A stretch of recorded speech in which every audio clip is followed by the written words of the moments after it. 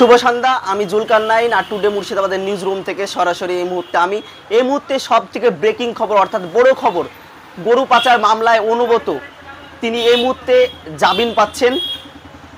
দীর্ঘদিন তিহার জেলে বন্দী ছিলেন, অর্থাৎ 2 বছরেরও বেশি তিনি তিহার জেলে ছিলেন।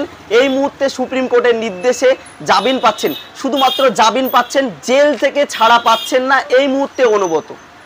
দেখো, সুপ্রিম কোর্ট মনে করেছেন যে এই যে মামলার ট্রায়াল অনেক দিন অবধি চলবে এর কথা ভেবে, এবং অনুব্রত একজন প্রভাবশালী ব্যক্তি, এবং এই যে 2 বছর ধরে তিনি জেল খাটছেন বা তিহার জেলে আছেন, সুপ্রিম কোর্ট নির্দেশ দেয় যে শর্ত সাপেক্ষে তাকে জামিন মঞ্জুর করা হবে। এবং শর্ত সাপেক্ষের মধ্যে বিচারপতি কিছু শর্ত রেখেছে। কি কি শর্ত? প্রথম এবং লাস্ট অবধি তদন্ত স্বার্থে তাকে সহযোগিতা করতে হবে, এবং এই তদন্তের সাথে যারা যুক্ত আছেন তাদের সাথে কোনো রকম যোগাযোগ করা যাবে না, এবং তাদেরকে কোনো রকম প্রভাবিত করা যাবে না, এবং তার পাসপোর্ট তাদের কাছে জমা রাখতে হবে, অথবা তদন্তর কোনো কাজে যদি বাধা দেওয়া হয়, সব শর্তের কোনো রকম যদি ব্যতিক্রম ঘটে তাহলে সিবিআই স্পেশাল কোর্টে দ্বারস্থ হবেন বলে জানা যাচ্ছে।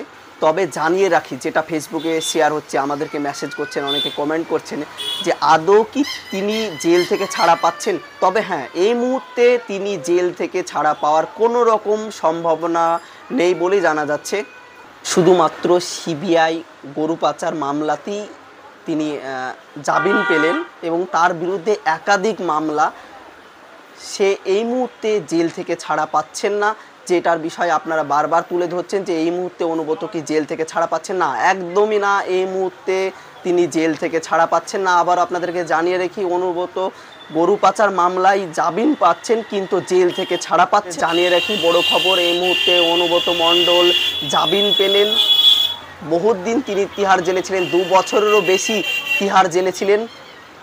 তবে এই মুহূর্তে তিনি জামিন পেলেও জেল থেকে ছাড়া পাচ্ছেন।